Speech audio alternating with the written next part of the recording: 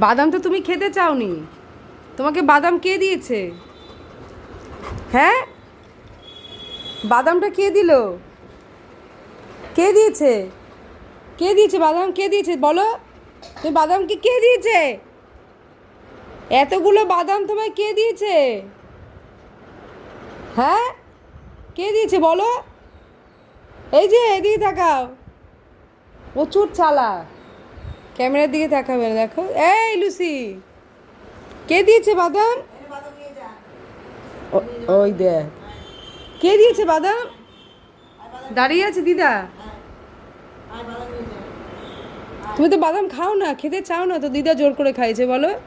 তুমি তো কখনো এসব ভালো মেয়ে। দেখো চালাক হাড়ি।